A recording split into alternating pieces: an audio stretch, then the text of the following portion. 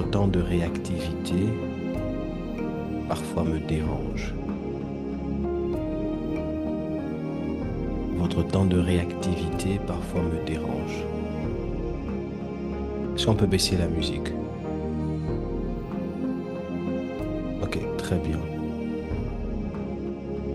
Alors, on va faire quelque chose. Est-ce qu'on peut baisser la musique? On va faire quelque chose, si on m'entend très bien. Tu vas juste prendre la fiche. Est-ce que tu peux la mettre en statut? Que l'on m'échange en même temps de mélodie, s'il vous plaît. Est-ce que tu peux prendre la fiche du programme, mettre cela à ton profil WhatsApp, ton statut WhatsApp, inviter quelqu'un, dire à une personne que nous avons commencé, dire à une personne que nous avons commencé, dire à une personne que nous avons commencé. Oh my God.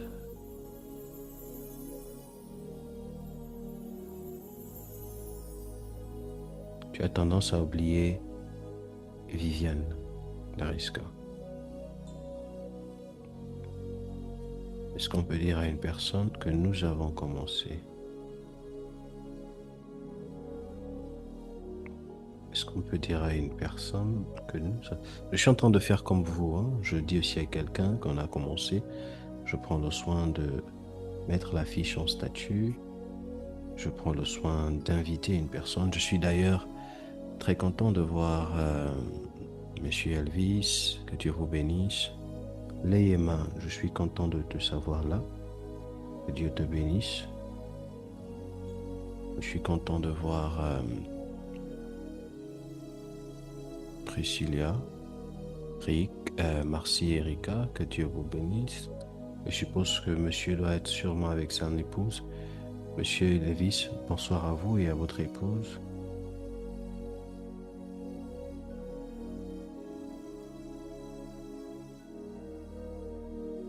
Alors, je suis très heureux d'être là. Est-ce qu'on peut simplement dire à plusieurs que nous avons commencé? Au moment qu'on dit, j'aime vous voir. Merci d'être là.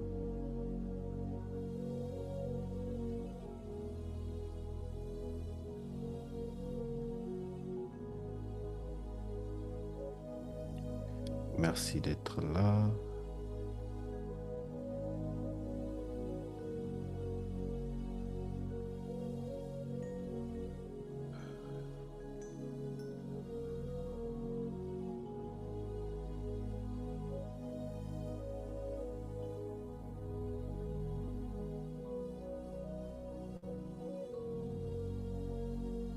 Loro di Levi Amanes.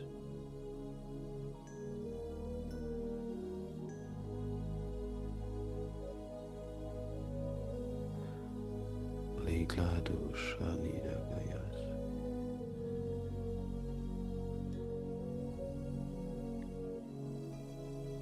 Ludia Vadas. Ludia Damanos. Colodias. Lodia de Mananas. Est-ce qu'on peut commencer?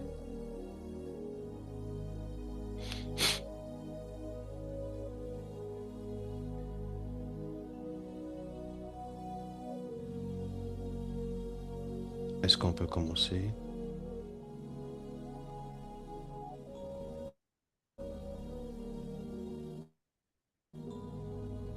Est-ce qu'on peut commencer?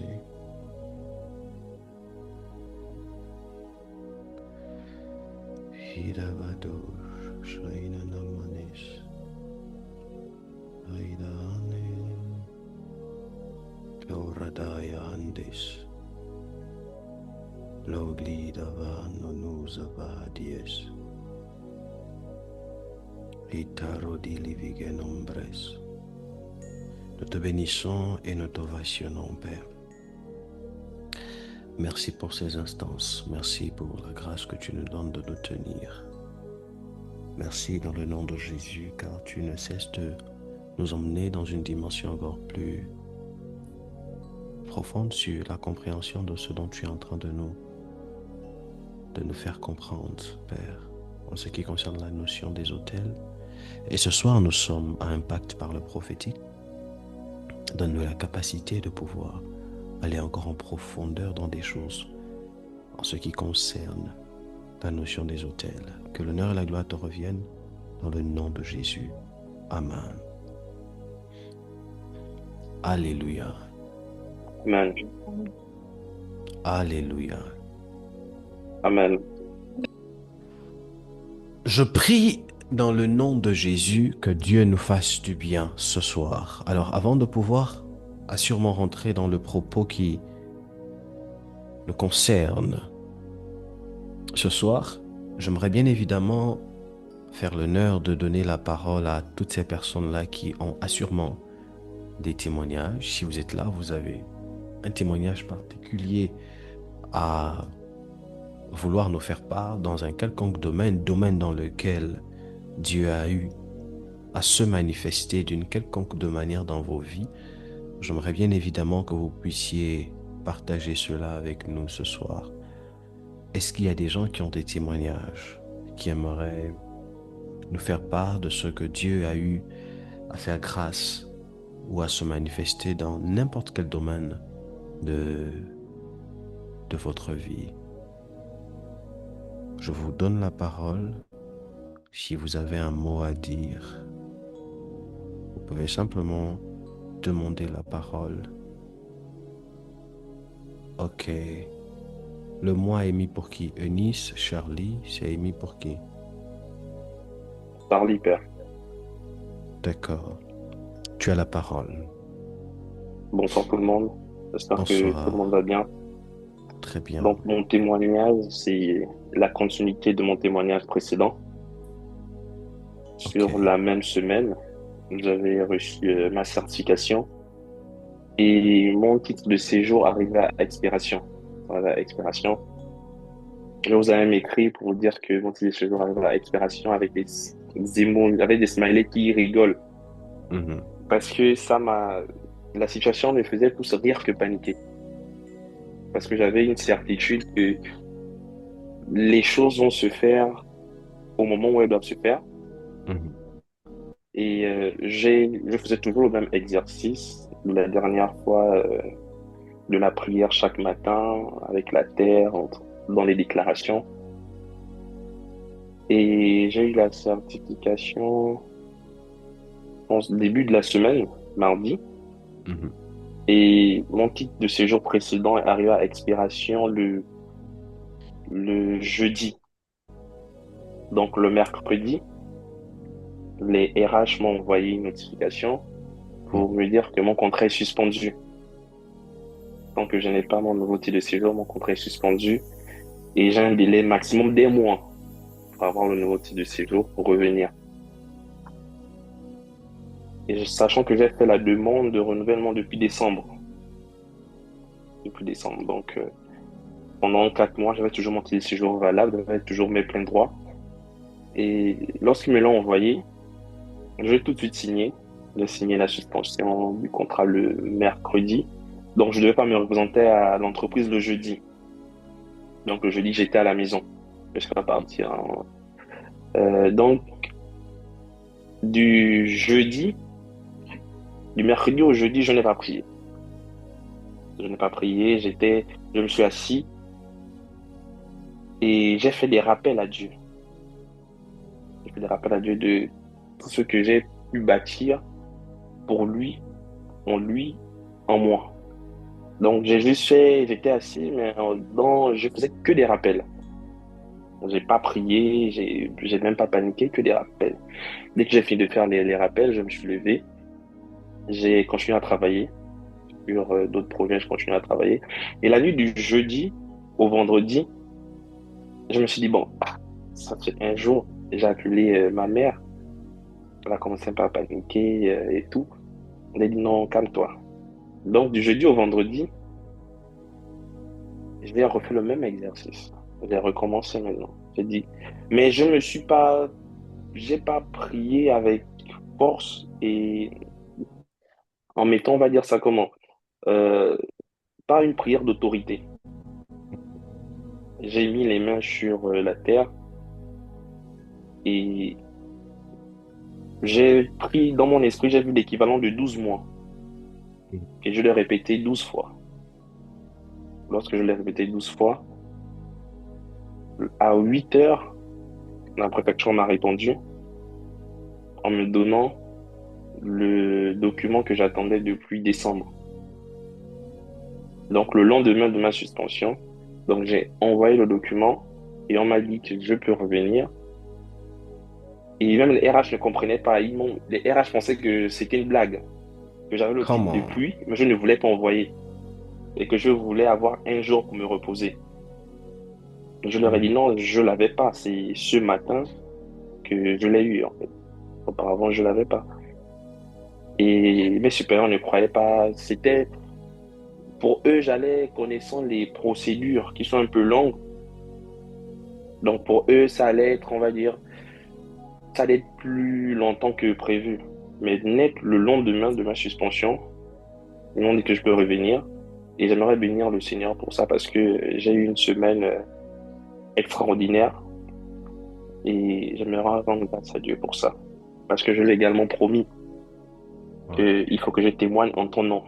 Ton nom ne peut pas être dans ma vie comme ça sans témoignage. Et j'aimerais bénir le Seigneur aujourd'hui pour ça. Est-ce qu'on peut faire du... Ah, j'ai voulu dire faire du bruit, mais est-ce qu'on peut acclamer? Est-ce qu'on peut... Je sais pas comment ça se passe. Faisons du bruit, envoyons... Acclamons. Dis quelque chose. Gloire à Dieu. C'est extraordinaire parce que, bon, ça ne fait même pas une semaine. Je pense que si je regarde les messages, aujourd'hui on est à dimanche, en espace de quelques jours, quelque chose se produit de manière extraordinaire. D'abord, il m'a écrit, on parle presque de manière constante, il m'a écrit mardi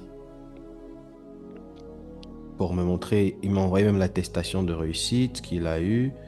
Dieu lui a fait grâce le mardi.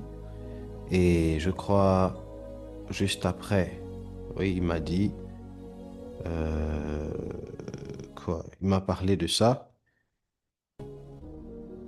Voilà, ils viennent de suspendre, non, c'est le mercredi, mon contrat, car je n'ai pas reçu, vraiment avec de manière décontractée, comme le mil a dit, on a souri et je crois que je lui ai dit, ok, ça va aller, simplement. Et puis on est passé sur autre chose. On a avancé sur autre chose, on a discuté sur autre chose. Et on est aujourd'hui dimanche. Je voudrais qu'on lise un texte. Est-ce qu'on peut lire un texte, s'il nous plaît?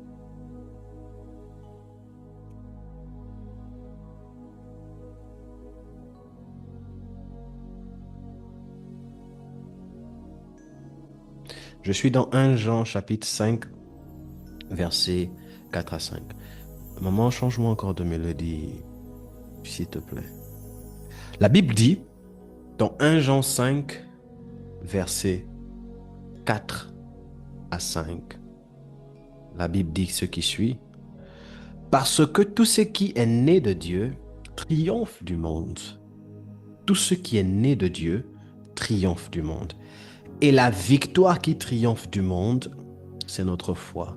Quelqu'un peut dire notre foi. Une autre fois. Est-ce que, est-ce que tu peux activer ton micro et dire notre foi? Une autre fois. Notre foi. On n'a pas dit que la chose qui triomphe du monde, c'est la prière. On n'a pas dit que la chose qui triomphe du monde, c'est la constance à l'église. On n'a pas dit que la chose qui triomphe du monde, c'est la prière de papa, des mamans. On n'a pas dit la chose qui triomphe du monde, c'est la prière de ton mari. On n'a pas dit la chose qui triomphe du monde, c'est de crier Alléluia. On n'a même pas dit, laissez-moi vous choquer, la chose qui triomphe du monde, c'est les actions prophétiques. On a dit, c'est notre foi. Comme pour dire que dans tout ce que l'on peut vouloir faire, si l'on n'intronise pas le facteur de la foi, on ne peut pas avoir la victoire. C'est la foi qui nous donne la victoire dans tout ce que l'on fait. Dis à quelqu'un notre foi. Foi. Oh non, vous parlez comme des gens qui ont la foi ou bien vous parlez comme des gens qui sont fatigués? Crie à quelqu'un, dis notre foi. Notre foi. Notre foi. Maintenant, dis à quelqu'un, c'est ma foi qui triomphe du monde. C'est ma foi qui triomphe du monde. C'est ma foi qui triomphe du monde. C'est ma foi qui triomphe du monde.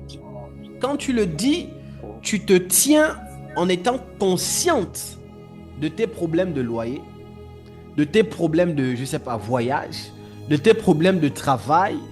Et puis tu regardes tout ça, tu dis, c'est ma foi qui triomphe du monde. Est-ce qu'on peut le dire encore? Activons nos micros et déclarons-le fortement. C'est ma foi qui triomphe du monde. C'est ma foi qui triomphe du monde. C'est ma foi qui triomphe des problèmes. C'est ma foi qui triomphe des problèmes. C'est ma foi qui triomphe de la maladie. C'est ma foi qui triomphe de la maladie. C'est ma foi qui triomphe de la pauvreté. C'est ma foi qui triomphe de la pauvreté. C'est ma foi qui triomphe de la sorcellerie familiale. Disons-le. C'est ma foi qui triomphe de la sorcellerie familiale. C'est ma foi qui triomphe de la stagnation. C'est ma foi qui triomphe de la stagnation. C'est votre foi. C'est notre foi. C'est ta foi. C'est ma foi. C'est nos foi. Je ne sais pas si ça se dit, hein, nos foi. Ainsi, si vous comprenez ça, vous comprendrez en fait, comme j'ai l'habitude de le dire, que ce n'est pas une histoire d'émotion, mais c'est une histoire de compréhension. Et son témoignage, il est merveilleux. Pourquoi merveilleux? Parce que quelqu'un d'autre aurait pu se dire, Seigneur, tu viens de m'ouvrir une porte. À l'instant où je dois profiter de cette porte, ma carte de séjour, mon titre de séjour expire. À l'instant, c'est comme s'il a perdu le boulot en même temps. Parce que s'il n'avait pas de carte de séjour, il n'a pas d'emploi. On l'a limogé pratiquement, on va dire, c'est pratiquement un renvoi, de manière instantanée. Ce n'est pas le stress qui apporte la solution, maman Julie. Ce n'est pas le stress. Ce n'est pas le stress ou l'inquiétude qui apporte les résultats, c'est la foi. C'est la raison pour laquelle vous devez comprendre une chose. J'ai l'habitude de le dire, et une fois je l'ai dit chez un frère ou à un frère, il était un peu choqué. Quand je vous dis, je ne prie pas par émotion, c'est parce que l'émotion a tendance à nous faire croire qu'il est important de prier, ou du moins, non, je veux le dire autrement. L'émotion a tendance à nous faire croire que là, ce qu'on est en train de prier, là, Dieu est là. On confond parfois l'émotion à la présence de Dieu. Or, la spiritualité n'est pas émotive. La spiritualité, elle est principe. Donc, quand une situation arrive, il est parfois important de se détacher de ces émotions, d'activer le facteur de la foi et de commencer à prier. Si vous ne faites pas ça, vous ne pourrez pas vraiment switcher dans des dimensions plus profondes. Et la Bible, elle est claire, hein, Jean chapitre 5, 4 à 5. C'est notre foi qui triomphe du monde. Est-ce que quelqu'un a-t-il encore un autre témoignage? Quelqu'un voudrait témoigner encore? Oui, moi, papa. Ok, vas-y, Chancia. Alors, moi, en fait, comme vous le savez, je suis en alternance actuellement, déjà dans une entreprise. Mais en fait, en janvier, j'avais demandé à ma directrice si elle comptait me prendre pour les 2 prochaines autres années, parce que je vais passer le master. Et elle m'avait dit, que si on lui demandait son avis, elle allait dire non. Qu'elle n'allait pas... Voilà. Ça faisait à peu près 4 mois que j'avais commencé à travailler, et aussi, comme c'était ma première expérience aussi en banque. Et après ça, je me rappelle que vous aviez dit que on devait prier chaque matin et proclamer l'excellence dans notre vie. Et chaque matin, il fallait qu'on proclame qu'on excelle dans tous les domaines de nos vies et qu'on cite les domaines en particulier. Et donc, chaque matin, j'ai commencé à prier et à proclamer que j'excellais dans le domaine professionnel, dans tous les domaines de ma vie en général. J'ai proclamé l'excellence. Et sur le coup, quand elle m'a dit ça, personnellement, je ne me suis pas sentie offusquée. Tout de suite, j'ai pensé, dans quelques mois, tu vas changer d'avis. Je vais te montrer ce que moi, je peux faire. Quand elle m'a dit ça, je ne me suis pas laissée abattre. J'y ai pensé, tu changeras d'avis dans quelques jours. Et chaque jour, j'ai prié, chaque matin. J'ai proclamé l'excellence. Et puis, un autre jour encore, Eunice était venue témoigner, je me rappelle. Elle avait dit qu'elle avait menacé l'esprit de sa mère, si je cite ces mots. Et quand j'ai écouté ça, je me suis dit, il faudrait que je prie différemment. Donc, moi aussi, je suis allée menacer l'esprit de ma directrice, pour ainsi dire. Faut pas nous amener les esprits de menace ici. Ok. Donc, j'ai commencé à prier avec son nom, avec le nom de l'entreprise. J'ai prié, j'ai déclaré qu'elle allait changer d'avis, qu'elle allait m'accepter. J'ai déclaré l'excellence. Et là, récemment, on a eu un entretien parce qu'il y avait une évaluation qui devait donner son avis pour savoir si elle acceptait. Qu'elle acceptait qu'on me prenne pour les 2 prochaines autres années pour mon master. Et elle m'a dit qu'elle me validait, qu'elle avait vu mes efforts et que j'avais vraiment progressé. Et je voulais rendre grâce à Dieu pour ça. Parce que je voulais que quelqu'un d'autre comme moi écoute cette histoire et se dise ça marche. Que Dieu est vraiment présent. Donc c'est ça. J'aime ça. Est-ce que vous remarquez que quand on témoigne, l'atmosphère même est différente que quand on prêche? Il y a une atmosphère de miracle à chaque fois quand quelqu'un rend témoignage de ce que Jésus a eu à faire. Et là, je sens ça déjà, cette atmosphère de miracle. On peut bénir Dieu. Continue de mettre des cœurs, mets des smileys. Si tu veux acclamer, acclame. Célèbre Dieu. Ce que tu sèmes, tu le récoltes. Quand tu célèbres quelqu'un, quelqu'un d'autre te célébrera. Quand tu acclames quelqu'un, quelqu'un d'autre acclamera pour toi. N'hésite pas de le faire, fais-le de tout ton cœur. Et quand on a des témoignages ainsi, j'ai même envie de commencer même à enseigner sur la base de ces témoignages-là. C'est extraordinaire. Et j'ai aimé la phrase de ma fille. Elle a voulu témoigner afin que les gens sachent qu'ici il y a Dieu et que ces choses marchent. Si moi je viens vous donner mes témoignages en vous disant que j'ai prié comme ça, j'ai posé telle action prophétique, d'aucuns vous diraient oui, c'est papa, c'est normal. Mais quand c'est d'autres personnes, eux ils sont en Europe, ils sont en France, le couple, c'est monsieur et madame qui a parlé là, c'est son épouse. Les deux sont en France, les deux sont dans le domaine professionnel. Et les deux ont eu à expérimenter une grâce particulière. Moi aussi j'ai un témoignage, mais mon témoignage, je le réserve pour d'ici la semaine prochaine ou suivante prochaine. C'est un témoignage qui est terrible par la grâce de Dieu. Et je crois que ce témoignage va susciter la foi de plusieurs dans ce que nous sommes en train de faire. Je le crois au nom de Jésus-Christ de Nazareth. Au nom de Jésus. Elle a dit quelque chose. Parce qu'il est important de comprendre une chose. Pendant qu'elle témoignait, elle a dit... Elle s'est souvenue de l'instruction que j'avais donnée. En disant, déclarer chaque matin. Je crois, si je ne me trompe pas, c'était pendant une période de jeûne ou de prière qu'on avait eue. Je crois que j'avais dit de déclarer chaque matin. Et lors du témoignage de Eunice, où Eunice parlait de menacer l'esprit de sa maman, elle s'est rendue compte que non, je dois prier différemment. L'une des choses que j'aime dans ces témoignages, c'est quoi? C'est que elles ne se sont pas, elles et ils, donc elle et son mari, ils ne se sont pas dit, ça y est, c'est fini, Seigneur, tu m'as abandonné, papa. Ou bien ils ne se sont pas dit, il y a une chose qu'on a l'habitude d'entendre là. Église, changeons de façon de faire.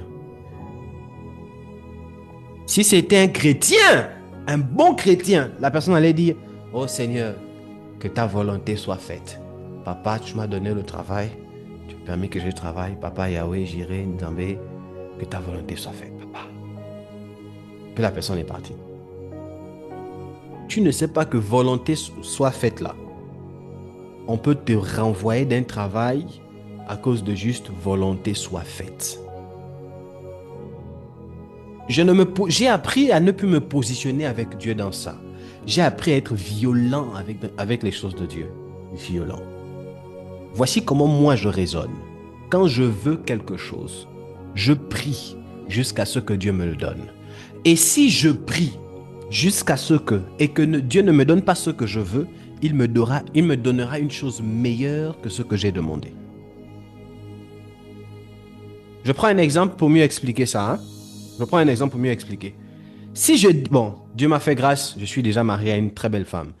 Si je dis, comme j'ai épousé ma femme là, je prie pour que Dieu me fasse grâce de l'épouser.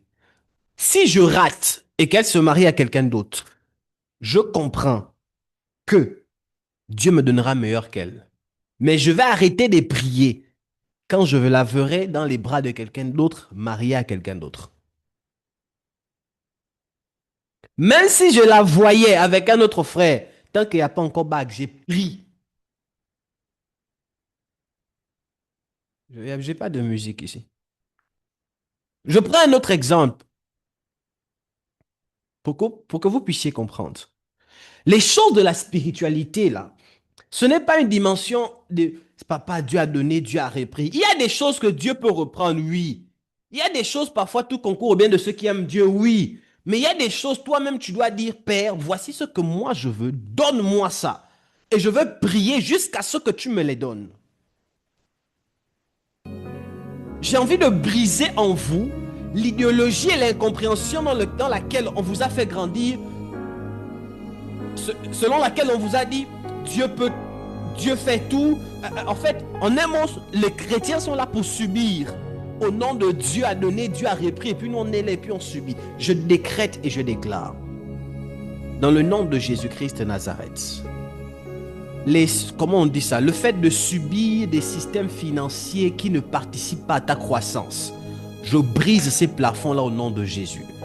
La vie dans laquelle tu es, dans laquelle tu ne fais que subir, on dit ça comment? Le contentisme, tu te contiens, tu te limites.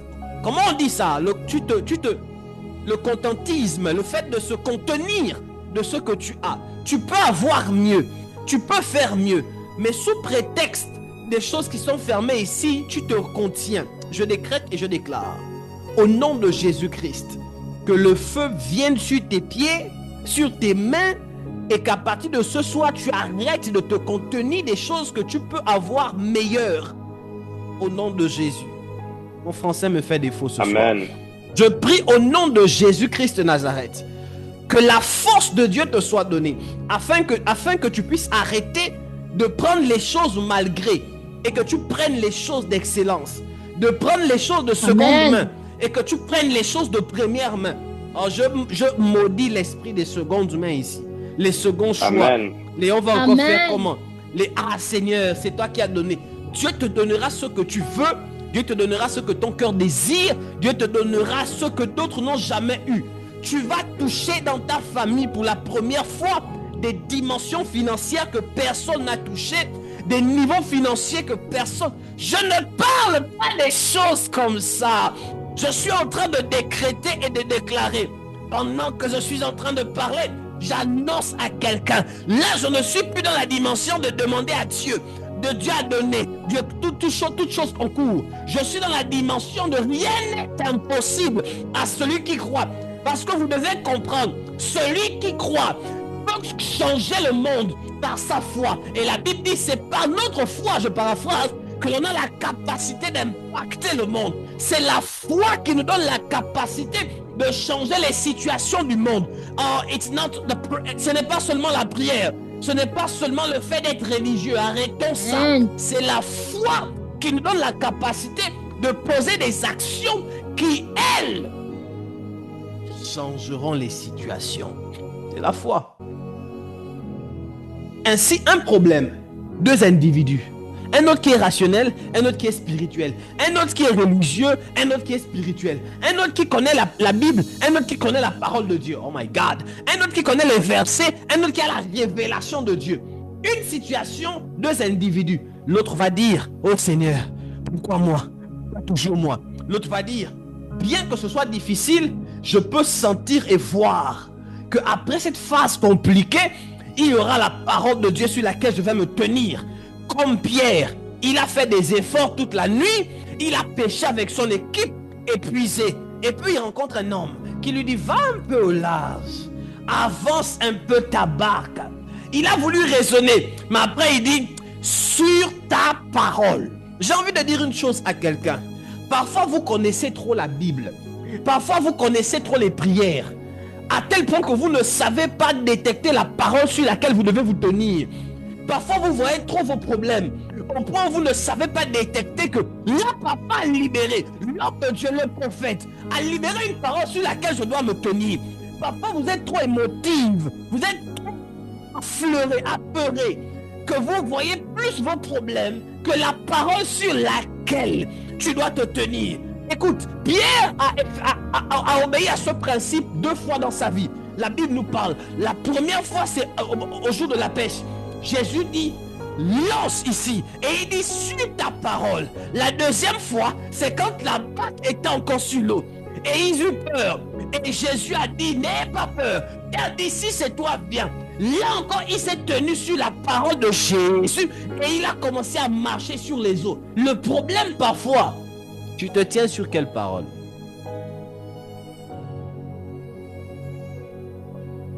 Tu te tiens sur quelle parole? Tu te tiens sur la Bible, sur les versets ou sur la parole de Dieu? Parce qu'on peut se tenir sur la Bible, mais ne pas se tenir sur la parole de Dieu. Oui, maman Lucienne. C'est-à-dire, quelqu'un qui est émotive, on dit comment? Émotif ou émotive, comme vous voulez. Une personne qui est épeurée, qui est très émotionnelle, aura tendance naturellement à se tenir sur la Bible. Or, une personne de foi ne se tient pas sur la Bible, elle se tient sur la parole de Dieu. Parce que la Bible, j'ai l'habitude de vous le dire, dans la Bible, ce n'est pas la parole de Dieu. La Bible, ce n'est pas la parole de Dieu. Mais on peut rentrer en contact. Dans la Bible, il y a la parole de Dieu. Si quelqu'un vous dit la Bible, c'est la parole de Dieu, posez-lui la question alors.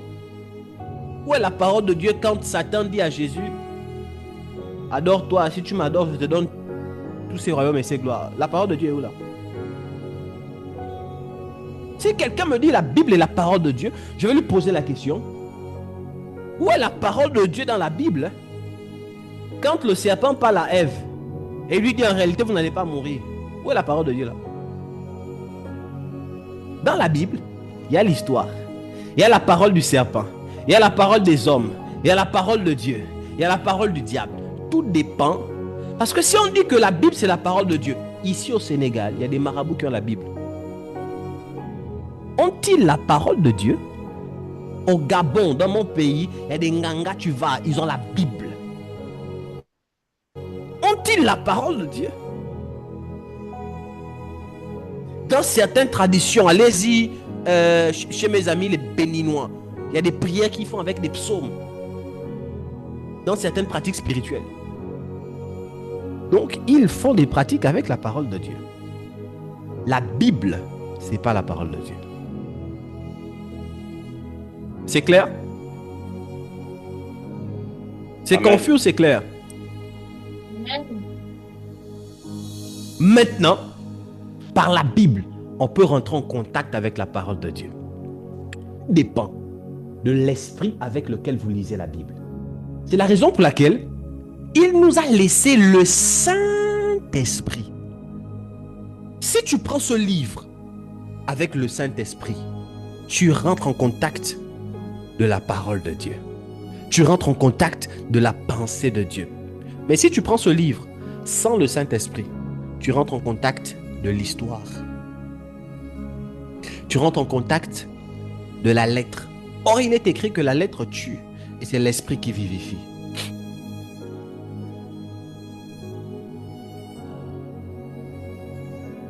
J'aime beaucoup ces témoignages. Si quelqu'un a un autre témoignage, manifestez-vous, je vais vous donner la parole. J'aime beaucoup ces témoignages. Les amis, je veux qu'on garde cette notion de témoignage. Vous pouvez, sentez-vous libre, même dans le groupe de l'église, vous avez des choses fortes que vous avez vécues, témoignez. Vous n'avez pas forcément besoin d'attendre le culte. Témoignez dans le groupe de l'église. Et au culte encore, on va vous donner la parole pour nous rafraîchir ce témoignage. C'est I like it. Ils l'ont vaincu par le sang de l'agneau, mais aussi par la parole de leur témoignage. Non, dis à quelqu'un, ça marche. Oh, je ne vois Ça pas. marche. Dis à quelqu'un, ça marche. Ah. Le mari prie avec la terre. La femme, elle dit non, mon mari, il est dans la terre. Bon, ça, c'est la terre. Moi, je vais aller parler à l'esprit là-bas. Elle est partie parler à l'esprit. Contrat de 2 ans. C'est pas... Écoutez, on l'a repris pour 2 ans. 2 ans. C'est pas 2 mois, c'est pas 1 mois, c'est pas 1 an. C'est donc 24 mois. Elle est là, elle sait que jusqu'à son master 2, elle a alternance pendant 24 mois. Là où c'est compliqué dans le pays des Macron là. For sure. C'est très compliqué actuellement. C'est très compliqué. J'aime ces témoignages. Est-ce que quelqu'un d'autre veut prendre la parole?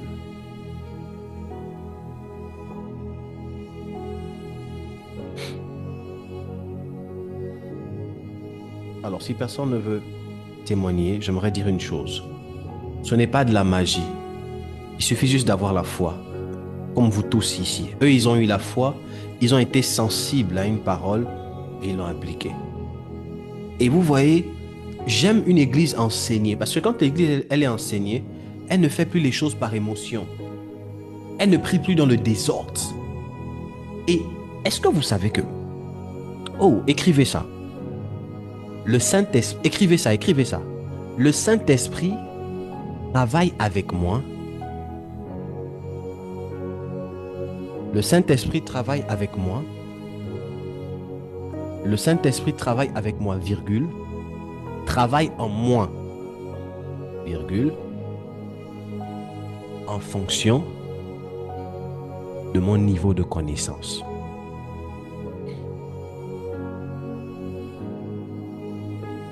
Le Saint-Esprit travaille avec moi, en moi, même si vous voulez par moi, en fonction de mon niveau de connaissance. Faisons une étude. Bon, je ne sais pas si certaines personnes pourront mieux comprendre cela, d'autres peut-être. Vous pouvez, ce que je dis ne limite pas. Dieu n'est pas limité. Oh, ça c'est puissant ce que je vais dire. Oh my God, il faut me couper ça, Régie. Dieu n'est pas limité. Mais Dieu peut être limité. Dieu n'est pas limité. Mais Dieu peut être limité. Je vous explique ça. Dieu n'est pas limité dans son essence, dans son pouvoir. Dieu est suprême. Mais quand Dieu travaille par un homme, Dieu peut être limité au niveau de compréhension de cet homme. Je veux prendre encore un autre exemple pour mieux vous expliquer. Là où nous sommes là, nous avons tous Dieu en nous. Le Saint-Esprit est en nous. Mais qu'est-ce qui fait que le Saint-Esprit étant en nous ne se manifeste pas pleinement dans sa toute plénitude divine? Permettez-moi de le dire. C'est parce que nous limitons sa manifestation en fonction du degré de connaissance que nous avons de lui et de ses lois. Est-ce que ça veut pour autant dire que Dieu est limité? Non, Dieu n'est pas limité. Mais Dieu peut être limité. Cela dépend du corps ou de l'individu ou du degré de connaissance de la personne qui compose avec Dieu. Est-ce que ça fait sens? C'est clair ce que je dis? D'où Dieu est illimité. Dieu peut tout faire. Dieu peut tout faire. Regardons l'histoire de Jésus. Il arrive comme ça, il guérit les maladies. Et quand il va dans sa contrée, la Bible dit, il a essayé, je crois que c'est soit à Nazareth, je ne sais pas où, rappelez-moi, vous qui connaissez cette partie. La Bible dit, il a essayé de faire des miracles, il n'a pas pu. Il n'a pas pu. Donc malgré la volonté de Jésus de pouvoir guérir, l'incrédulité, la familiarité qu'avait ce peuple à l'égard de Jésus, l'a empêché de faire des miracles. Dieu veut agir dans nos vies tous les jours. La chose qui empêche Dieu d'agir, ce n'est pas Dieu. Ce n'est même pas la sorcellerie, ce n'est même pas les démons, les sorciers de vos familles qui empêchent Dieu d'agir. C'est votre dimension de connaissance sur les choses de Dieu. Moins vous connaissez les lois de Dieu et son fonctionnement, moins Dieu agit dans vos vies pleinement, plus vous souffrez, vous pleurez et vous avez l'impression que les choses là sont difficiles. Donc quand on est enseigné, quand vous êtes dans une église comme la nôtre, ETS Ministry, dans laquelle vous êtes enseigné, écoutez-moi bien, lors d'un problème, là où l'autre va dire, Seigneur, j'ai trop prié, parce que lui ne connaît pas les actes prophétiques, lui ne connaît pas le sacerdoce, lui ne connaît pas, il va se dire, papa, j'ai trop prié, j'ai jeûné, j'ai prié, qu'est-ce que je peux encore faire?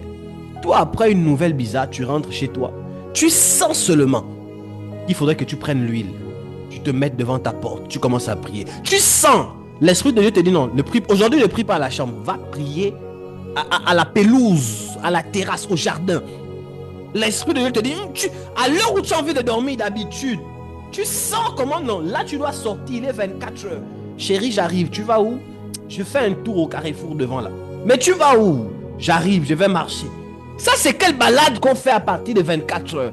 C'est parce que là, ce n'est plus l'homme naturel. Tu as switché, tu es dans une dimension où tu as tellement emmagasiné des connaissances que l'esprit maintenant peut se dire, ah, tu as emmagasiné des connaissances qui t'ont fait grandir. Maintenant, je peux davantage me manifester à une dimension supérieure. Quand vous ne connaissez que, demandez, on va vous donner. Priez, priez sans cesse. Et quand vous comprenez, priez sans cesse là, comme ça. Petit problème, Seigneur, je n'ai prié. Mais ça ne marche pas. Oh, quand on t'a enseigné hôtel à bâtir, quand on t'a enseigné action prophétique, quand on t'a enseigné les alliances, quand on t'enseigne la différence entre l'offrande et le sacrifice, quand on t'a enseigné les actions sacerdotales, quand on t'a enseigné les décrets, quand on t'a enseigné la prière du matin, parler au matin, les prières nocturnes, tu sais que là, la situation là, ce sont les prières nocturnes qu'il doit faire.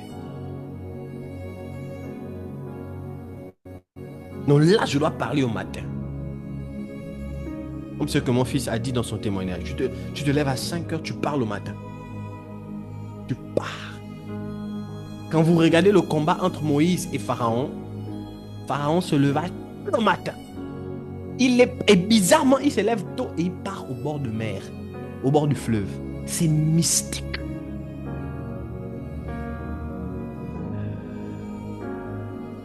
C'est mystique. Une fois j'étais là et le Seigneur m'a dit, m'a interpellé. Il m'a dit, est-ce que tu connais même une des plages de ton quartier? J'ai commencé à chercher. Je suis en train de chercher les plages de mon quartier. Il faudrait que je connaisse les plages dans mon quartier. Les endroits qui mènent à la mer, les endroits qui mènent au fleuve. Je dois connaître ça.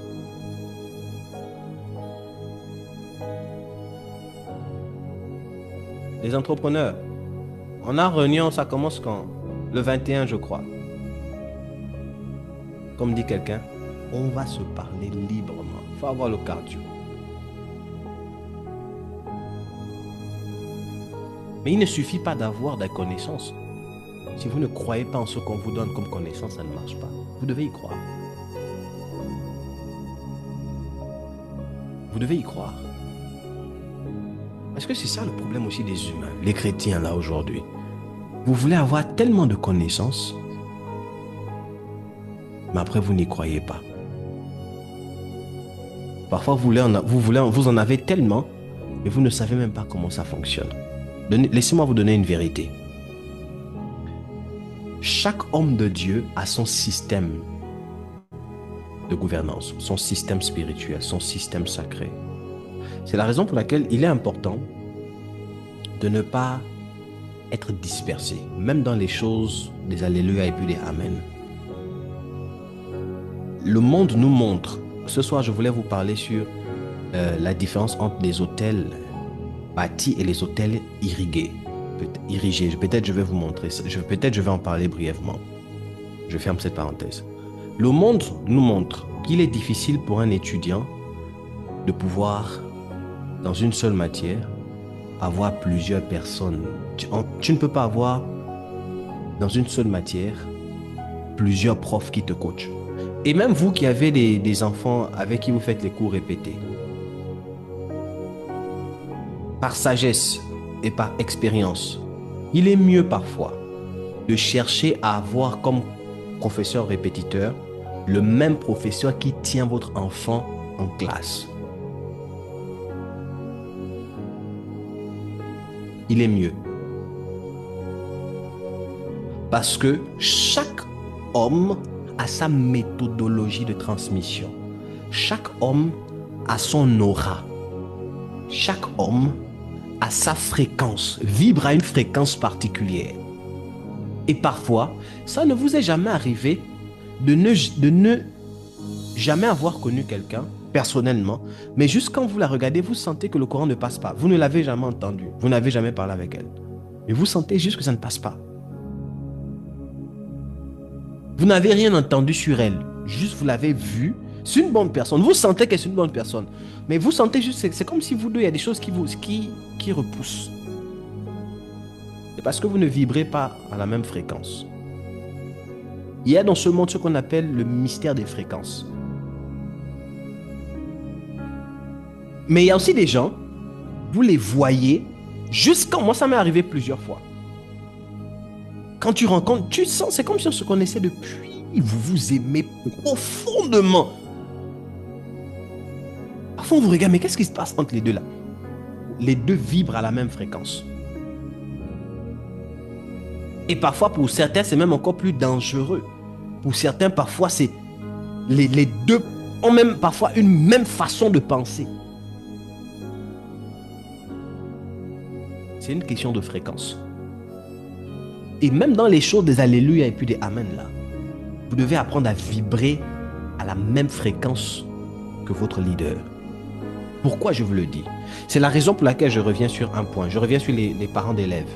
Il est important d'avoir cherché le professeur qui tient votre fils et voyez avec lui si c'est possible d'avoir des cours de répétition. Discutez, voyez avec lui. Il faudrait avec le temps que les deux se frottent. Parfois on ne comprend. Je prends mon exemple. J'ai beaucoup aimé l'espagnol quand j'étais en 5e primaire. 5e primaire. J'aimais même plus l'espagnol que l'anglais. Je voulais vraiment parler espagnol. L'anglais, ce qui m'a aidé, c'est parce que j'ai grandi avec des frères qui m'aidaient à m'exercer, qui parlaient vraiment anglais, qui eux avaient des relations avec des Américains et tout. Et ça m'a beaucoup aidé sur mon accent, sur beaucoup de choses. Mais après un moment, j'ai laissé. Du coup, j'ai développé mon anglais pratiquement pendant un long moment jusqu'à ce que j'arrive à l'université et tout. Là, ce qui me manque, je prie que Dieu me fasse grâce d'aller dans un pays anglophone parce que je veux développer cela. Mais ma première expérience avec mon prof d'espagnol est 4e lycée. Collège ou lycée, je ne sais plus comment on dit. 4e. Il m'a fait détester l'espagnol à un point où ça a bloqué même le désir et la capacité de compréhension de la matière. Beaucoup là, des étudiants que vous êtes, parfois vous avez négligé la mathématique, pas que vous êtes bête. C'est les énergies que le professeur parfois transmettait qui faisaient en sorte que vous ne compreniez pas. Il y a des professeurs et des élèves dont l'énergie parfois a du mal à être transmise. Non seulement vous ne correspondez pas sur la base des énergies, mais aussi il n'a pas la méthode de transmission qui vous sied. Parfois vous avez des préjugés, il vient, il est nerveux, et du coup vous avez du mal à comprendre. Or, quand vous apprenez à passer du temps avec lui, vos énergies se frottent. Vous vous habituez avec lui. Si c'est votre répétiteur, facilement vous arrivez à vous applémenter, à vous connaître. Et là, les choses peuvent devenir plus faciles. Parenthèse que j'ouvre. Je parlais avec mon épouse et je lui ai dit que Dieu nous fasse grâce. J'étais en train de regarder, ça a toujours été mon souhait, et je regardais un de mes coachs en développement personnel, que j'ai nommé ici plusieurs fois Max Pikini. Il a dit une chose lors d'une interview. Il pouvait dire, lui, ses enfants ne vont pas à l'école. Il a pris des professeurs, parce qu'il a la politique, hein, il a les moyens de sa politique, qui viennent enseigner ses enfants à la maison. Et quand il a dit ça, je me suis reconnu, parce que moi je disais toujours à mon épouse, j'ai pas envie de mettre mes enfants dans des écoles. Excusez-moi, les écoles retardent. Beaucoup de personnes, des enfants ont des problèmes de traumatisme à cause des écoles. C'est la raison pour laquelle vous devez chercher l'argent. Imaginez le traumatisme d'un enfant quand il donne une mauvaise réponse et que les gens dans la classe crient sur lui. Chez nous en Afrique, on dit oh non, il faut briser la honte, mais ça traumatise l'enfant. Beaucoup des enfants parfois ont un problème de complexe en eux parce qu'à la maison, on crie sur toi. À l'école, on te diminue. Donc, tu n'as personne chez qui aller te réfugier. Chaque enfant a sa méthodologie, a son système de compréhension. Donc, quand tu as un élève qui a un professeur juste pour lui, ça devient facile. Et c'est là où parfois, beaucoup sont des génies. D'où quand vous lisez la vie des Elon Musk, des Bill Gates, vous allez vous rendre compte qu'à un moment donné dans leur vie, ils ont été rebelles. Ils n'ont pas suivi le fonctionnement conventionnel. Parfois, on va te dire, il a arrêté l'école, il est comme Bill Gates, il est parti dans son garage, il passait du temps dans sa chambre, il était... Et tu vas te dire, mais c'est dû à quoi? Parce qu'en fait, les amis, il y a quelqu'un cherchant l'argent. Et mon Dieu, mais aussi cherchons l'argent. Cherchons l'argent. Cherchons l'argent. Je reviens sur mes mots. Je reviens sur mes mots. Donc les énergies. Et chaque oint de Dieu libère une parole ou travaille dans son propre système énergétique. Le système de Samuel n'était pas le même que Élie. Donc si toi tu es un Élisée et tu veux suivre et Samuel et Élie, tu vas te perdre. Et c'est la raison pour laquelle parfois beaucoup de personnes aussi ont des problèmes dans leur foi. Parce que vous n'avez pas un modèle de foi. Si vous avez 15 modèles de foi, 5 modèles de foi, vous ne saurez pas quels sont les principes à appliquer avec X ou Y personne. C'est vraiment important ce que je suis en train de vous dire. Hein. Vous devez avoir un modèle de foi. C'est un homme qui manifeste une foi, qui a un genre d'enseignement que vous écoutez, que vous croyez. Et facilement vous rentrez en contact avec ce modèle de foi, F-O-I. Quelqu'un m'entend? Alléluia. Alléluia. Amen. Amen. Amen. Non, j'aime entendre la voix de maman quand on dit que Dieu vous bénisse. Est-ce qu'il y a des questions?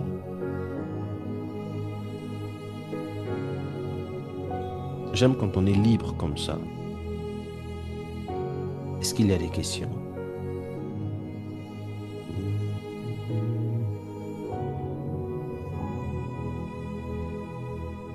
Ok.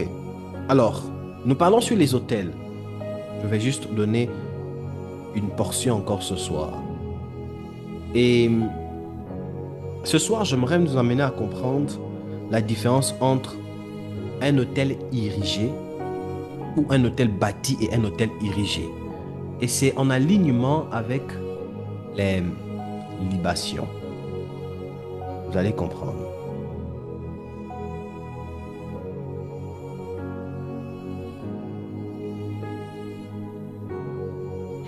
La dernière fois, je vous ai parlé et je vous ai dit, depuis le début, je vous parle sur les hôtels qui sont bâtis. Et je vous parle sur sur l'importance de bâtir des hôtels. Et je n'ai pas envie de courir parce que c'est une thématique qui est très importante et très profonde. D'où à chaque étape, je me permets de vous poser la question, de vous demander si vous avez des questions. Parce que mon objectif, c'est de nous amener aux sorties de ce programme à être des hommes et des femmes très profonds dans le domaine de bâtir des hôtels. Très profond. Très profond. Très profond. Et aux sorties de ces moments, vous devriez être capable de savoir comment un hôtel fonctionne et comment agir comment agir dans le mode de fonctionnement des hôtels. Est-ce qu'on peut diminuer un peu la musique, s'il nous plaît? Légèrement. Alors, mes AirPods sont faibles. Est-ce qu'on peut... Est-ce que jusqu'ici, il y a des questions sur la notion des hôtels? Vous avez des questions sur la notion des hôtels? Il y a des choses dont on a eu à dire que sûrement vous ne comprenez pas ou dont vous aimeriez comprendre, ou après que je suis dit quelques mots, vous vous êtes rendu compte que bon, ici, comment traiter ça, comment traiter ça? Est-ce qu'il y a des questions là-dessus, sur la notion des hôtels?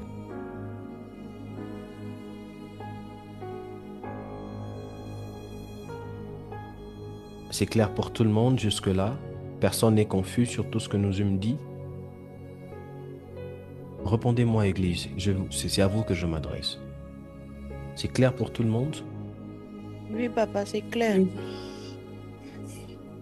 D'accord. Oui, père. Ok. Maintenant, quelle est la différence qu'il y a entre un hôtel qui est bâti et un hôtel qui est érigé? Quand je vous ai parlé de l'hôtel, je vous ai parlé de 3 choses. Je vous ai dit que dans un hôtel, qui peut me les rappeler? Quand on parle d'hôtel, il y a l'hôtel, donc le lieu où on offre, il y a encore 3 autres choses. Qui peut me rappeler les 2 autres? Allons-y, on est à l'école. Allons-y, sinon je vais vous désigner. Il y a l'alliance. Le sacrifice. Pardon, Charlie? Le sacrifice. Très bien. Donc, quand on parle d'hôtel, il y a l'hôtel, il y a l'alliance et il y a le sacrifice. Donc, quelle est la différence qu'il y a entre une offrande et un sacrifice? Aidez-moi. Aidez-moi. Activez les micros, c'est mieux. N'écrivez pas. Vous demandez la parole, vous prenez le micro et puis on avance. Ça va plus vite. On peut encore baisser la musique.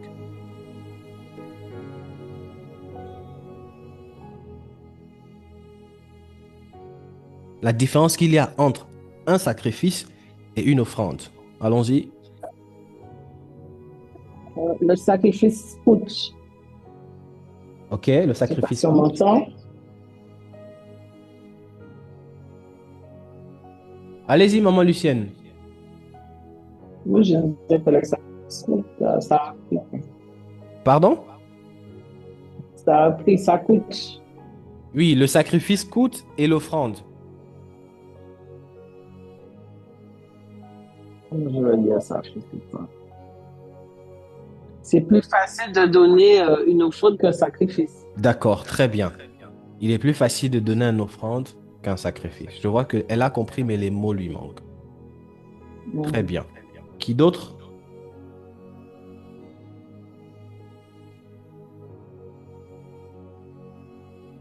Ok, Jaël a dit le sacrifice fait mal. Oui, bonsoir.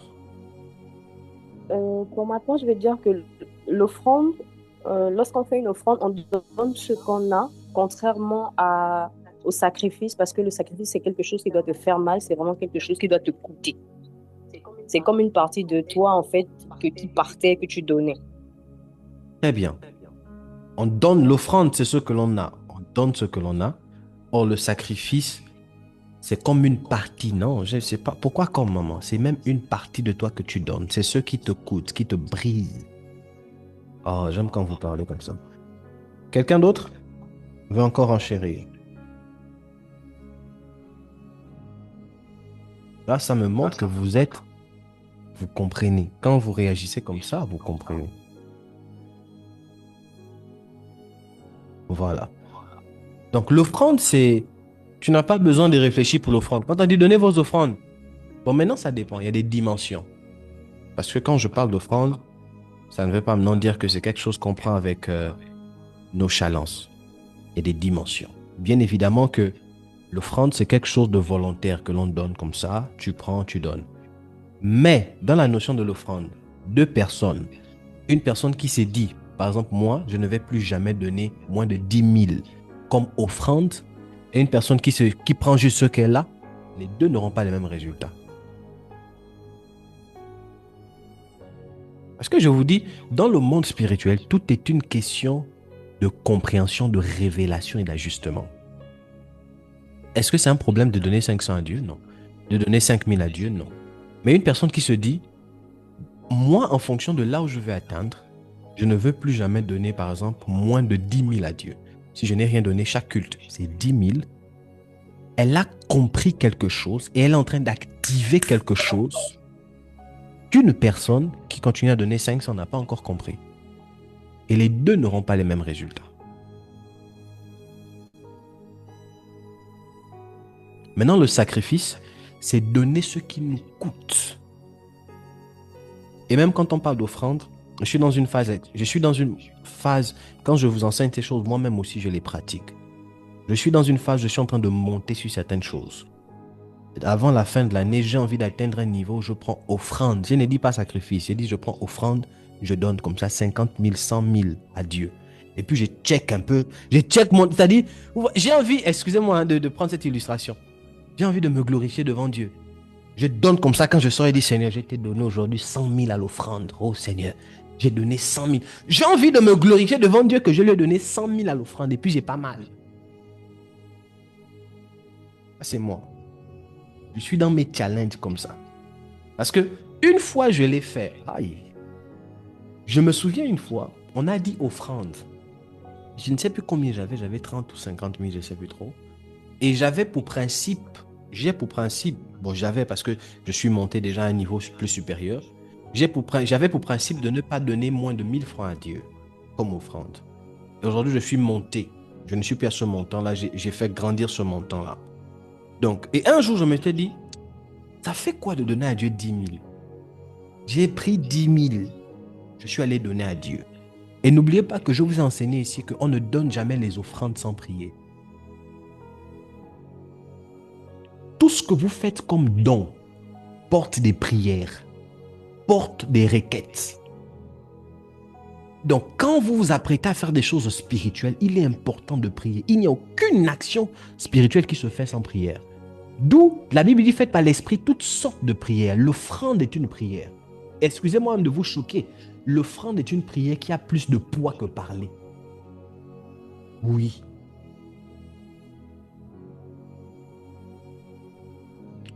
Je vous donne un contexte. Entre deux personnes, c'est un fait réel même qui s'est déjà produit dans la vie d'un de mes frères. Deux personnes, les deux ont le même père ou les deux prient dans la même église. Une vient toujours, papa, ma vie ne va pas, ça ne va pas, papa. Prie pour moi, papa. Qu'est-ce qu'il y a, papa? Voici, j'ai ça, le père prie pour elle. Et une personne qui vient toujours, papa, j'ai amené mon offrande. Papa prie. Et la personne parle. Les deux ont les problèmes. Entre les deux, je vous pose la question. Lequel de deux va davantage bousculer le ciel en sa faveur? Est-ce celle qui vient seulement pour la prière ou est-ce celle qui, malgré les problèmes, ne cherche même pas à expliquer ses problèmes, mais apporte juste l'aumône, apporte juste l'offrande? Selon vous, qui bousculera plus le ciel? Celle qui a l'offrande. celle qui a l'offrande. Est-ce que je dis qu'on doit négliger la prière? Non. Mais l'offrande a la capacité à bouger davantage plus le ciel que des simples paroles. Et dans les lois de la spiritualité, on ne s'approche jamais d'une divinité sans sacrifice, ou sans offrande, ou sans présent. Dans les lois de la spiritualité, on ne s'approche jamais d'une divinité sans présent. Si la Bible dit, dans le livre de Proverbes, que les présents apaisent le cœur du roi, donc ça voudrait dire que venir avec une offrande, étant donné que Dieu est un roi, peut aussi apaiser son cœur et l'incliner en notre faveur.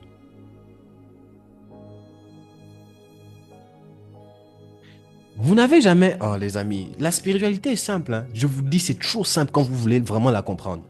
2 enfants, les 2 font la même bêtise, ou bien les 2 ont fugué. Je parle des choses que j'ai fait par expérience. Je suis l'un des enfants que mon papa et ma maman ont tapé fatigué. Moi, on m'a frappé, je ne sais pas. Hein. On m'a tellement frappé au point où je me suis posé la question si je n'ai pas été adopté par mes parents.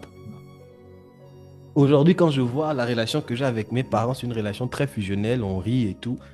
Je suis l'unique fils de mon père et de ma mère, mais on m'a traumatisé avec la baston. On m'a frappé tellement, maman Lucienne, on m'a tellement frappé au point où je me pose la question, est-ce que ma mère, c'est ma mère? Non, je vous dis, est-ce que d'où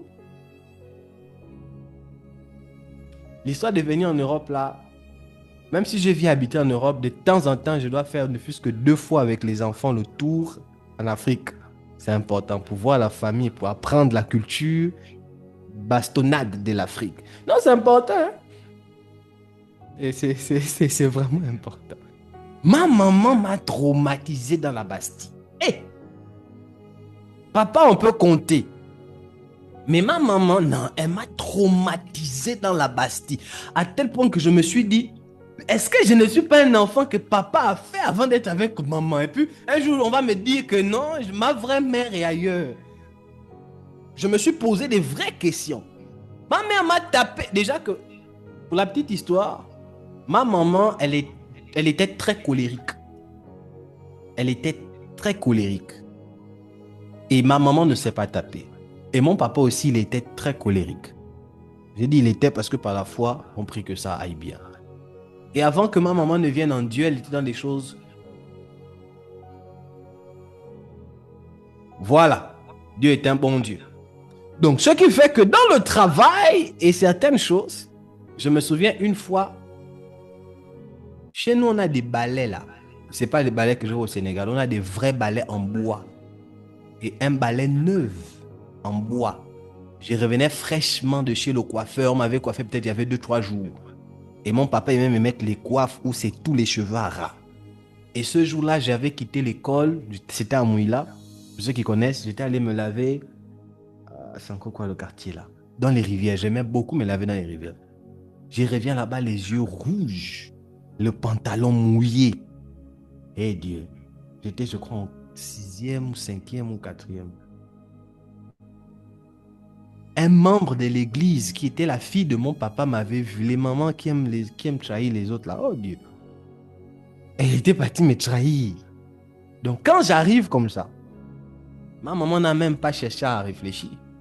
C'est le balai là, elle a pris.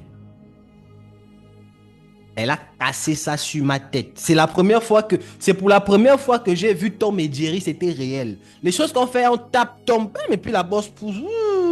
C'est vrai. C'est la première fois, maman, j'ai vu. La bosse a poussé à l'instant. À l'instant. Le balai se casse en deux. Et c'est pas fini, hein. Elle tape, je fais l'erreur d'attraper. Oh, c'est l'erreur. C'était l'erreur. Elle est sortie prendre bois des foufous. Bois des foufous. Nous, on a les gros bois des foufous, là. Elle a pris ça, j'ai encore attrapé, c'est l'erreur. Elle est partie prendre talon aiguille. Je vous dis, ma maman m'a tapé une fois. Je me suis posé la question, est-ce que c'est ma maman? Est-ce que c'est vraiment ma maman? On m'a frappé. Je suis le seul fils et le seul enfant qui m'est parlé. Je ne sais pas si c'est une fierté ou quoi, hein, mais ils m'ont frappé. On m'a tapé. Et je bénis Dieu pour ça, parce que ça ne m'a pas rendu rebelle. Au contraire, avec la prière, j'ai compris beaucoup de choses. Mais non, c'est pas pour autant que je demande de faire ça avec des enfants. Non, non, non, non. Pour d'autres, ça peut être un traumatisme. Hein. Donc, il faut beaucoup prier. Mais même la Bible dit que la verge ne s'éloigne pas de l'enfant. La bastille, c'est important, mais il faut réguler. Donc, parfois, il faut un peu chicoter pour réguler. C'est important. À force de vous raconter des choses. Je vous parlais de quoi au départ? Je parlais de quoi au départ?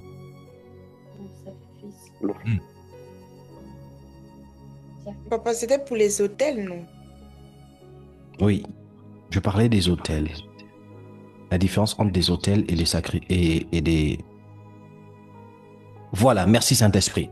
Ok, thank you Holy Spirit. Donc, imaginez deux enfants qui ont fait des bêtises. Les deux par exemple ont commis des bêtises et ils ont attristé le cœur ils ont énervé les parents. Quand les deux rentrent à la maison, pour les enfants, c'est une stratégie que je vous donne. Il y a une qui va par exemple nettoyer le salon, qui va nettoyer la maison, qui va laver le linge, laver même les habits des papas et maman. Elle va tout faire. L'autre va seulement être assise. Quand les parents rentrent, les deux ont fait des bêtises.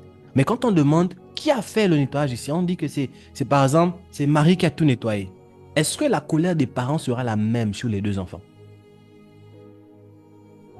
Non, non. C'est le même principe. Donc, même quand on vient dans les choses de Dieu, celle qui a pris le soin de nettoyer la maison, de faire, c'est comme une offrande qu'elle a eu à faire. Et parce qu'elle a eu à faire ça, le cœur des parents devient incliné. Même si elle a fait une bêtise, papa voulait la taper, il va peut-être aller un peu doucement. Et même si on les tape les deux, il y a une qu'on va taper 10 coups, l'autre on peut taper 3 coups. Ou l'autre on peut être un peu plus indulgent. Parce qu'elle a déjà su apaiser le cœur. Il n'y a aucune spiritualité. Dans les lois de la spiritualité, autant pour moi, on ne s'approche pas d'une divinité sans offrande. Maintenant, votre manière de donner l'offrande à Dieu témoigne de votre niveau de révélation et de compréhension sur ces principes. La façon dont vous donnez à Dieu n'est que le reflet de votre dimension de compréhension et de révélation sur ces principes. Maintenant, revenons sur les autels. L'autel est bien évidemment allié à 3 choses. Le lieu du sacrifice, que l'on appelle l'autel, c'est le lieu du sacrifice. Il y a le sacrifice et il y a l'alliance. Maintenant, il y a une différence entre l'autel que l'on bâtit et l'autel que l'on irrigue. Et c'est là où j'ai envie de vous emmener. Vous allez voir, par exemple, dans nos traditions, je l'ai dit il y a quelque temps, mais je l'ai appelé par bâtir. Mais là, je viens corriger. Dans nos traditions africaines, pour ceux qui sont africains, bantous, vous allez constater que dans certaines cérémonies, parfois, on appelle parfois des vieillards ou des ancêtres ou des vieux qui viennent pour pouvoir parler aux ancêtres. Et parfois, quand ils viennent avec la liqueur, ils viennent avec parfois des présents, des colas, parfois ils viennent avec certaines choses pour parler aux ancêtres. Moi, j'ai vu des cérémonies où le vieux arrive, qu'on appelle parfois des griots, et quand il vient avec une bouteille de vin de palme ou quelque chose comme ça, et il a de la cola. Et il vient, il parle, il va dans un coin, il y a parfois un hangar ou un lieu sacré, ou un endroit précis, où il parle, quand il finit, il mange, il croque la cola, il prend et puis il crache sur la terre. Et puis il parle. Et parfois dans certaines cérémonies, on va vous dire non, on a besoin de la bénédiction des ancêtres. Il y a des gens parfois dans certaines cérémonies qui appellent des gens pour vouloir invoquer les ancêtres, pour que les ancêtres puissent nous bénir, pour que les ancêtres puissent nous accompagner. Et par rapport à cela, cela se fait toujours avec ce que l'on appelle des liqueurs ou des boissons. Et ils font ce que l'on appelle iriger. Ils irrigent un autel. Toutes les fois où vous voyez des pratiques dans la rue, des pratiques dans les villages, où on vient avec des liqueurs ou avec des paroles que l'on prononce, des pratiques spirituelles que l'on prononce ça et là, c'est dans l'objectif d'iriger un autel, autant pour moi. La différence est laquelle? C'est que iriger l'autel, c'est différent de bâtir l'autel. Bâtir l'autel, c'est la première notion. Or, ériger l'autel, en d'autres termes, c'est alimenter l'autel. Donc, je peux bâtir un autel dans mon village et je peux l'alimenter dans un autre endroit. Je peux bâtir mon autel dans ma maison. C'est le lieu où j'ai bâti l'autel.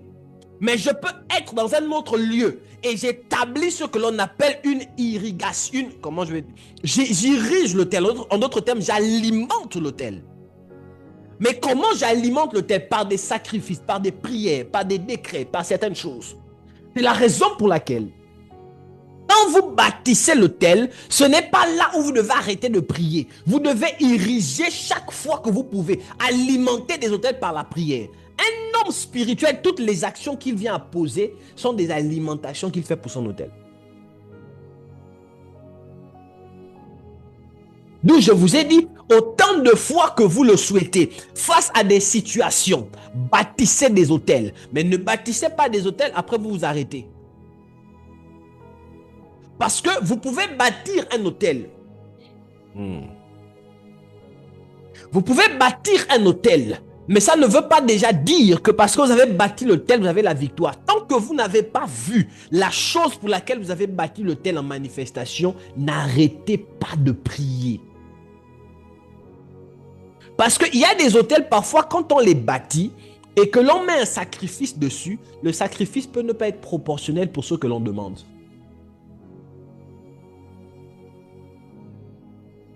Vous savez ça?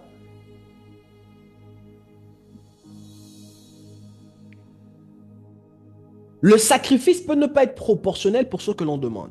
Parce que dans le règne spirituel, là-bas, c'est une notion. Je suis en train d'aller doucement. Hein? Je vais revenir de jour en jour sur ça. Dans le règne spirituel, c'est une notion de... La Bible dit Dieu règne sur la justice. La justice, c'est quoi? Dans la justice, si on a par exemple dit que... Je vais prendre un exemple. Dans la justice, si on a dit il faut avoir 10 pour passer en classe supérieure, ça veut dire que même si tu as 9,99, tu ne peux pas passer en classe supérieure. Si on te fait passer en classe supérieure, ce n'est pas juste. Parce qu'il y a des gens qui se sont battus pour avoir 10 qui sont passés. Donc même si tu as 9,99, tu restes là. La justice ne te permet pas de passer. La justice, c'est que tu mérites des choses en fonction de ce que tu fais, que tu poses. C'est la loi de la récolte et de la semence est beaucoup, se touche beaucoup, se parle beaucoup avec la notion de la justice et l'équité. Dans le règne spirituel, je prends un exemple. J'aime prendre ça pour que vous compreniez vraiment. Nous sommes dans des choses spirituelles. Si, pour bloquer la famille, ou comme on aime le dire, pour protéger la famille, l'oncle, le papa, le grand-père a bâti des autels de sang en offrant des bêtes.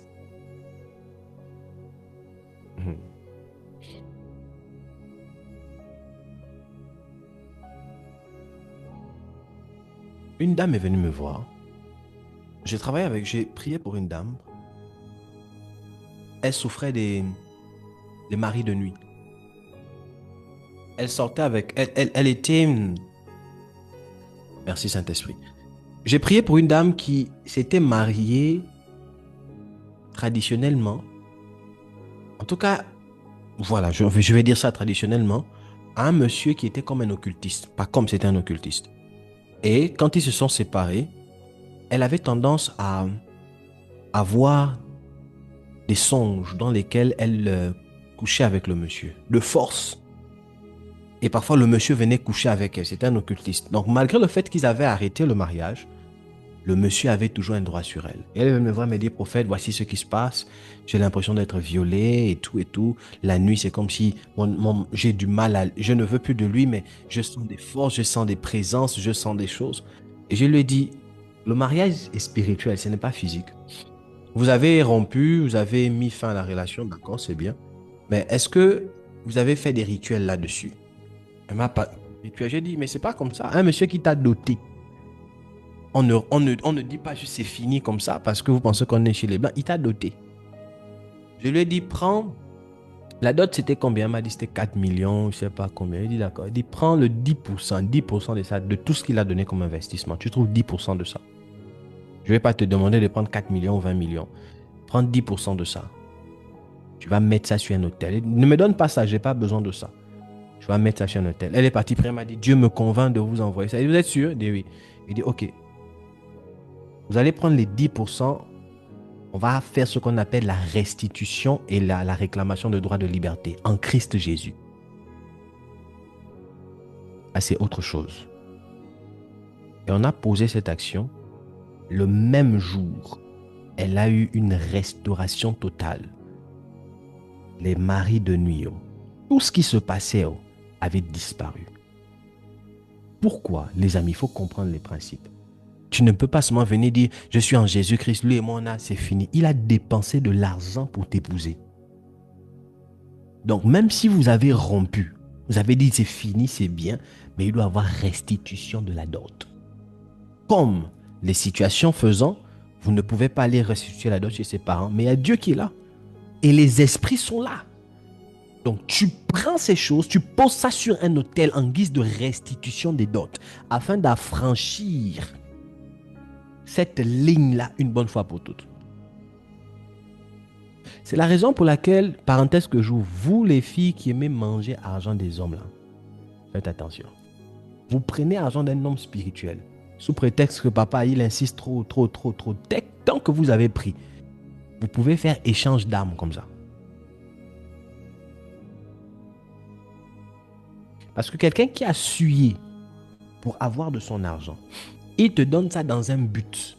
Et toi, tu passes par là pour l'escroquer. Sous prétexte que j'ai faim, c'est compliqué. Il faut toujours apprendre à verbaliser l'intention. C'est très important. Il faut verbaliser l'intention. Quelqu'un vous donne de l'argent. Oui, merci, c'est pourquoi? Non, c'est pour un jus. Non, j'ai pensé à toi. Je voulais juste comme ça, tu as pensé à moi, tu voulais juste me faire plaisir. Il n'y a pas des intentions derrière. Non, je prends ça au nom de Jésus. Clair.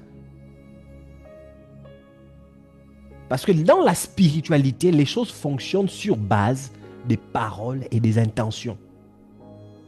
C'est ainsi que vous pouvez bâtir un hôtel. Quand vous avez bâti un hôtel, le reste, ce que l'on appelle alimenter l'hôtel là, en fait, c'est ériger l'hôtel. Et ça, vous pouvez le faire par des prières, vous pouvez le faire par des actions prophétiques. Donc, quand vous lisez les textes, vous allez voir qu'il y avait des saisons parfois dans lesquelles le peuple d'Israël, certaines personnes faisaient ce qu'on appelle des prières de libation. Ils érigeaient l'autel. Et pour ériger l'autel, tu n'as pas forcément besoin de la présence de quelqu'un. Là où je vous ai enseigné sur les autels, vous n'avez pas besoin de m'appeler encore pour dire « Papa, est-ce que j'ai envie de bâtir encore un autel ?» Non, je veux ériger mon autel. Voici comment on fonctionne. Je veux alimenter mon autel par rapport à telle situation. Papa, je veux ériger mon autel. Oh, j'ai envie de dire des choses, mais mon esprit bloque. D'où je parlais avec un frère qui m'a dit quelque chose que j'ai beaucoup aimé, je vous le donne comme ça. Et je vais rentrer en profondeur là-dessus, en inbox avec certaines personnes. Il m'a dit, quand vous avez des projets, dites-moi avance prophète. Non, vous ne me motivez pas à parler. Avance, vous ne me motivez pas à parler. Si vous n'acclamez pas Dieu, je ne parle pas. Vous ne me motivez pas à parler. Hein.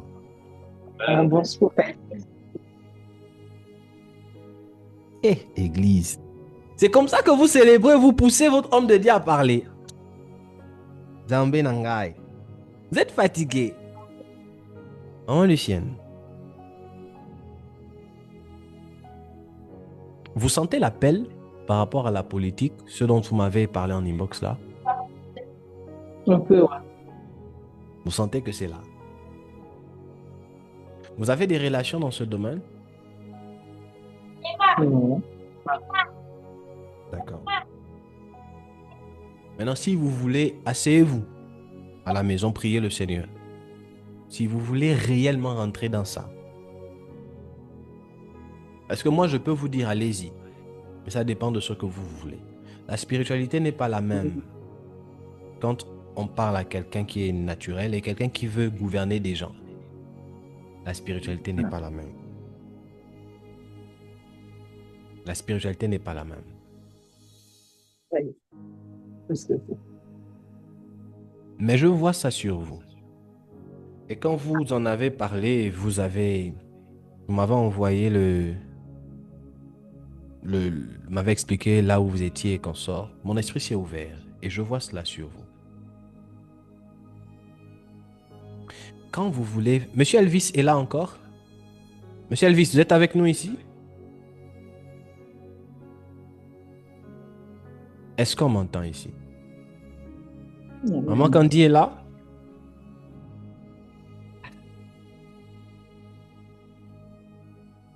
Quand je vous parle sur certaines choses, parfois j'ai besoin que mon esprit soit encouragé. Quand vous ne m'encouragez pas, j'ai du mal à dire des choses. Il y a des dimensions. Et je vais m'arrêter là pour ce soir. Quand on veut aller loin, vous êtes entrepreneur. Vous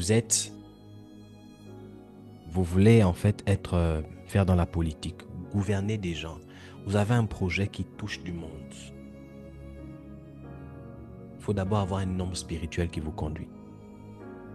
C'est la première loi. Il y a des gens que vous ne devez pas écouter. Vous devez naviguer avec la notion des autels et des pratiques sacerdotales. Je vais vous enseigner sur ça un jour. Mais aussi, quand vous débutez un projet, comme Maman Lucienne, la grâce, elle est sur vous par rapport à ce domaine de politique-là. Si vous voulez rentrer dedans, d'abord, même pas si je vous vois, une porte va s'ouvrir et on va vous proposer. Je suis en train de voir comment quelqu'un vous tend la main par rapport à cela. Je vois comment quelqu'un vous êtes en train comme de discuter avec, et c'est une dame, comme avec une amie, et elle vous dit, mais pourquoi tu ne poses pas la candidature? Quelqu'un vous lance, vous tend le bras par rapport à cela. Et même, tu peux commencer même en tant que conseiller, commencer par rapport à ces choses, comme les choses conseillères, des choses en relation avec les choses des femmes. Femmes, je ne sais pas si ça existe chez vous, femmes comme de la commune ou bien des regroupements des femmes. Je vois des choses comme ça. Et quand vous voulez commencer dans ces choses, apprenez parfois à faire des prières nocturnes. C'est quoi les prières nocturnes? C'est des prières que l'on fait la nuit. Mais dans ces prières nocturnes, sortez de la maison et parlez à l'air. Marchez dans les bordures des routes ou dans des lieux publics et parlez. C'est là que se trouvent les esprits des gens.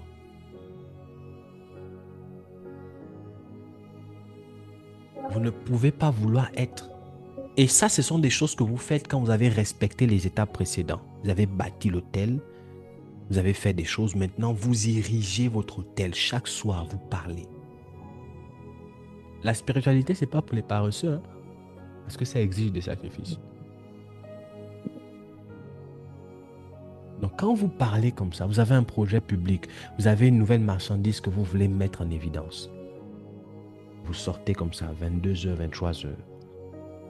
En fonction de la sécurité de votre pays.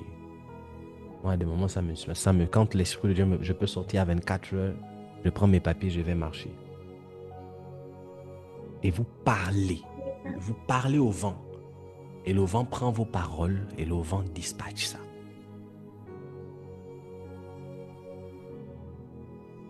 Je m'arrête ici. Le reste en profondeur. Maintenant, il y a des choses qui sont quand même parfois plus percutantes que l'on fait dans les carrefours. Il y a des choses qui sont quand même encore plus percutantes que l'on fait à ceux qui dorment dans les rues.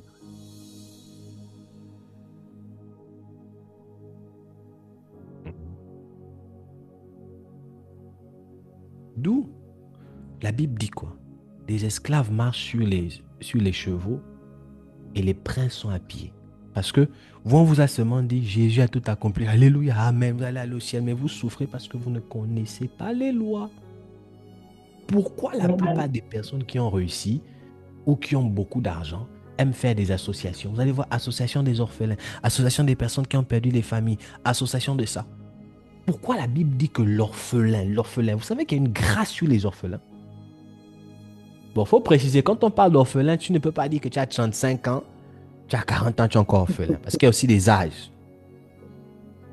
Un orphelin de 30 ans, c'est pas la même qu'un orphelin de 15 ans. Vous aussi. Tu as 30 ans, oh, papa, je suis orphelin des pères et des mères. Comment? Tu es déjà adulte. Toi aussi. L'orphelin, parmi les grâces qu'il porte, c'est la grâce de l'innocence. La femme enceinte a une grâce. Oui. Les boulons. Pelebra aduzama negede iyadas. Bon, nous sommes sur les hôtels. Et on va aller petit à petit comme ça. Que Dieu vous bénisse. On s'arrête ici pour ce soir. Maman Lucienne, vous m'avez compris, n'est-ce pas? Oui. D'accord. Que Dieu vous bénisse. Voilà. Est-ce qu'on peut prendre nos offrandes, les annonces, et on va se séparer pour ce soir? On se donnera rendez-vous, par la grâce de Dieu,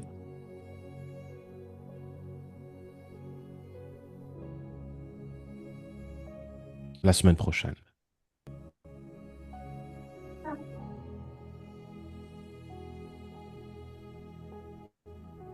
Dariska, tu diras à la dame avec qui je dois me voir juste après. Est-ce que Viviane est là? Est-ce que Madame Viviane est là?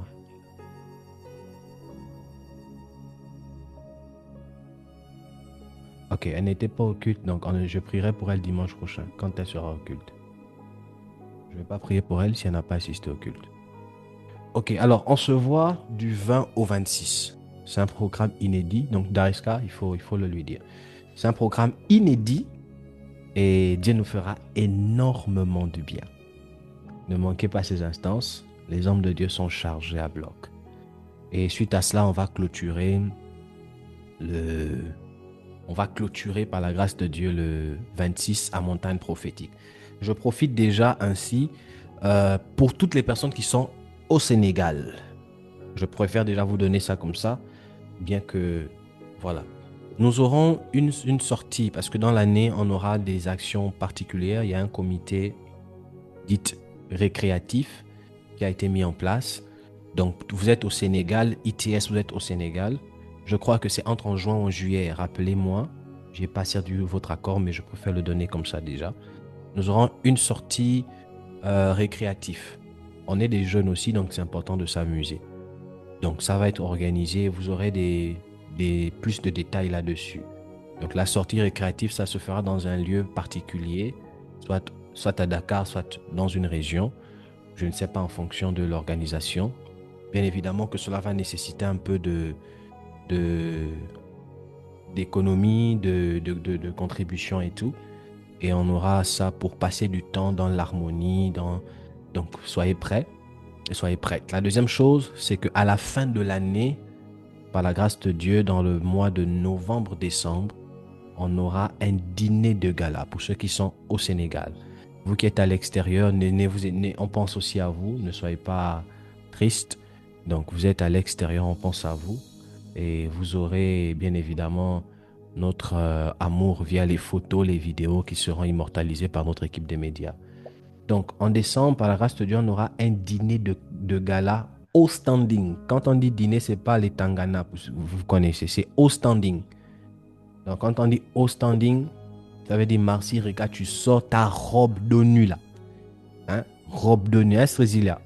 Tu sors ta robe de nuit là, bien sous mesure. Ça va être des moments très excellents où on va privatiser un lieu, un restaurant, un lieu très, très chic.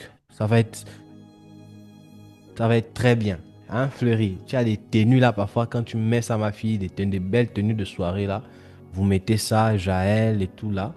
Donc, ça va être des moments vraiment chics. Donc, je vous le dis déjà pour vous préparer. On est en train de voir. Quand je dis chic, c'est que peut-être c'est au Radisson, peut-être c'est dans un vrai restaurant de la place où on va bien privatiser ça et bien faire des choses.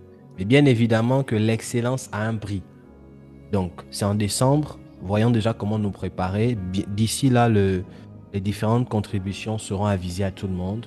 Comment chacun peut se préparer et tout. Donc, il y a des gens qui vont en boîte de nuit. Moi, je n'ai jamais connu boîte de nuit. Si vous avez connu ça, gloire à Dieu.